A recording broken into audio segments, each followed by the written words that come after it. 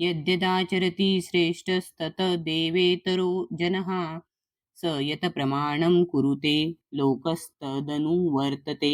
21. यत यत जे जे आचरती तो करतो श्रेष्ठ एक आदरणीय नेता किंवा श्रेष्ठ व्यक्ती तत ते तत आणि केवळ तेच एव निश्चितच इतरहा सामान्य जनहा व्यक्ती सहा तो यत जे प्रमाणम उदाहरण कुरुते करतो लोकहा संपूर्ण जग तत ते अनुवर्तते पदचिन्हांचे अनुसरण करतात. श्रेष्ठ व्यक्ती जे जे करते त्याचे अनुसरण सामान्य जन करतात. आपल्या अनुसरणीय कृत्यांनी ती जे जे आदर्श घालून देते त्यानुसार सारे जग कार्य करते.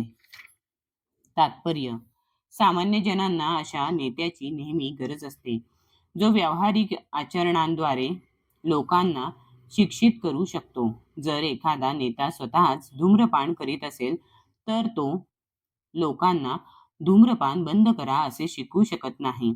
श्री चैतन्य महाप्रभूंनी सांगितले आहे की एखाद्या शिक्षकाने शिकविण्यास प्रारंभ करण्यापूर्वी योग्य वर्तन केले पाहिजे.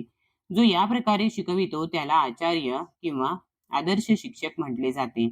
म्हणून सामान्य लोकांना शिक्षित करण्यासाठी शिक्षकाने शास्त्रांच्या तत्वांचे पालन करणे अत्यावश्यक आहे. एखादा शिक्षक हा प्रमाणित शास्त्रांच्या तत्वांविरुद्ध कोणतेही नियम निर्माण करू शकत नाही. मनुसंहिता त्याचप्रमाणे इतर शास्त्रांना मानव समाजाने पालन करण्यायोग्य असे आदर्श ग्रंथ मानले जातात. म्हणून नेत्याची शिकवण ही अशा आदर्श शास्त्रांच्या सिद्धांतावर आधारित असली पाहिजे. जो स्वतः उन्नत होऊ इच्छितो त्याने महान आचार्यांनी अनुसरण केलेल्या आदर्श सिद्धांतांचे पालन करणे अत्यावश्यक आहे. श्रीमद भागवतही निश्चितपणे सांगते की मनुष्याने महान भगवत भक्तांच्या पावलांचे अनुसरण करणे आवश्यक आहे आणि आध्यात्मिक साक्षात्काराच्या पथावरील प्रगतीचा हाच योग्य मार्ग आहे. राजा किंवा राज्याचा कार्यकारी प्रमुख प्रशासक पिता आणि शालेय शिक्षक या सर्वांना सामान्य साध्या भोळ्या निष्पाप लोकांचे स्वाभाविक नेते मानण्यात येते.